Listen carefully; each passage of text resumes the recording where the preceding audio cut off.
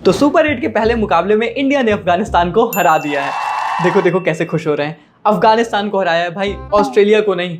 और जिस तरीके से हमारे ओपनर्स की परफॉर्मेंस आ रही है ना, और जिस तरीके से पैट कमिंस भाई परफॉर्म कर रहे हैं ना, लो जी लो, खुद तो मरेगा मरेगा, हमें भी मरवाएगा। आईसीसी ट्रॉफीज का ऐसा डर बना हुआ है हमारे अंदर कि कल मुकाबला जीत भी गए हैं, फिर भी हम लोग डरे सहमे हुए हैं। मतलब रोहित और कोहली भाई की परफॉर्मेंस देखकर कौन नहीं डरा होगा भाई। लेकिन 3 ऐसे लोग हैं जिनका अलग ही सिस्टम चल रहा है, जायसवाल, गिल और रिंकू भाई। कीजिए मीटिंग मीटिंग, खेलिए मीटिंग मीटिंग, करते रहिए मीटिंग मीटिंग, आलबुआ मीटिंग। बाकी रिंकू भाई का गुस्सा तो अब ऐसा हो गया है कि उन्होंने तो बीसीसीआई को खत भी लिख दिया। बोला कि मुझे ड्रॉप कर दुबे से जो तुम शतक मरवा रहे हो उसकी हाईलाइट जरा मुझे भी तो भेज दो, क्योंकि मेरी टीवी पर तो उनके खाते भी नहीं खुल रहे हैं।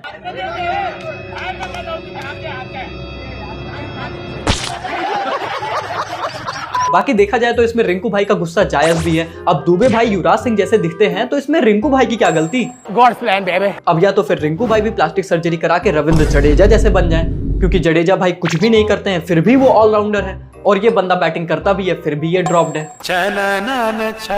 एनीवे यार, अगर मुकाबले की बात करें तो हमारे दोनों ओपनर्स क्रीज पर आते हैं, रोहित शर्मा स्ट्राइक पर हैं और सामने आ जाता है एक लेफ्ट आर्म पेसर।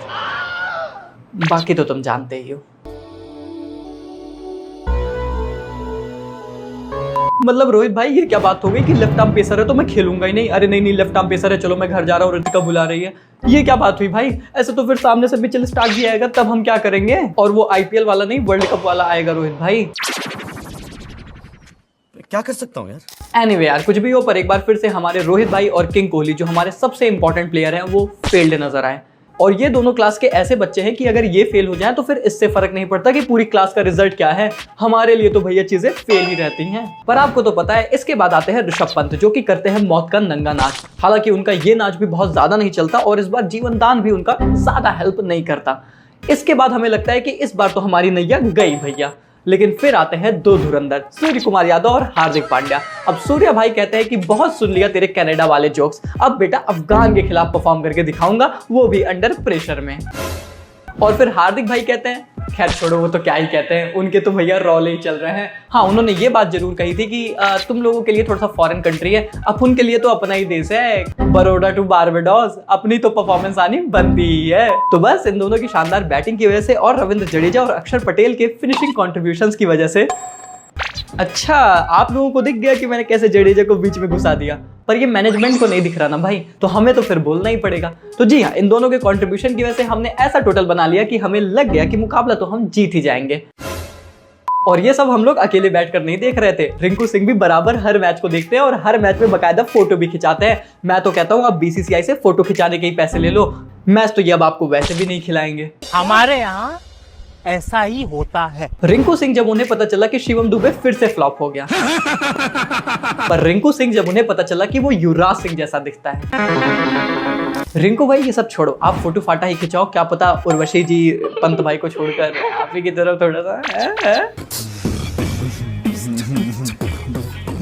बाकी सेकंड इनिंग की बात रही तो ये टोटल तो वैसे भी अफगानिस्तान की पहुंच से थोड़ा सा बाहर ही था। लेकिन जब आपकी गेंदबाजी अटैक में जसप्रीत बुमराह जैसा साक्षात भगवान खेल रहा हो तो सिर्फ आप सत प्रणाम ही करते हो। शुक्र है, ओ शुक्र है रब्बा। मतलब जसप्रीत बुमराह के तो डिलीवर करने की कंसिस्टेंसी भाई गाय के दूध देने से भी ज्यादा है। मतलब गाय भी कभी कभी 1 लीटर के बजाय आधा लीटर दूध दे देती है, पर इनकी कंसिस्टेंसी में कोई कमी नहीं है। हर मैच में आता है बंदा, हर मैच में डिलीवर करता है। कभी कभी लगता है कि अपन ही भगवान है। लोग मुझसे कहते हैं कि धरती बचाओ क्योंकि आगे आने वाली जनरेशन को देनी है। आगे आने वाली जनरेशन की रील्स देखकर तो मुझे मन करता है कि साला ग्लेशियर पिघल जाने तो डूब के मर जाएंगे साले। लेकिन जसप्रीत बुमराह जैसे खिलाड़ियों को देखकर मुझे लगता है कि नहीं भाई, धरती बचाने की जरूरत है ताकि बुमराह जैसा प्लेयर हमारे लिए खेल सके। क्या सोच है रे तेरी, मानना पड़ेगा। तो एक बार फिर से भाई बुमराह के आगे अफगानिस्तान टीम गुमराह हो गई है और हमने सुपर 8 का अपना पहला मुकाबला जीत लिया है। चीजें अब तक अच्छी जा रही हैं, पर डेफिनेटली विराट कोहली और रोहित शर्मा को फॉर्म में आना ही पड़ेगा। आपको आना पड़ेगा, आपको आना पड़ेगा, अगर हमें ट्रॉफी उठाना पड़ेगा। नहीं तो फिर आप लोग जान ही रहे हो कि इसके बाद Australia, West Indies, south Africa और इंग्लैंड जैसी टीमें हमारा इंतजार कर रही हैं, और वो भी सेमीफाइनल और फाइनल जैसे मुकाबलों में। खत्म। रिकॉर्ड्स अगर पुराने नहीं देखे हैं तो भाई देख लेना, सब कुछ आपको पता चल जाएगा। घूम फिर करके फिर तनाव आ गया। बाकी पैट कमिंस, बस अब कुछ नहीं बोलूंगा। आप वीडियो को लाइक, चैनल को सब्सक्राइब कर दीजिए, मौज देते लेते और करते रहिए। मिलते हैं बहुत जल्द।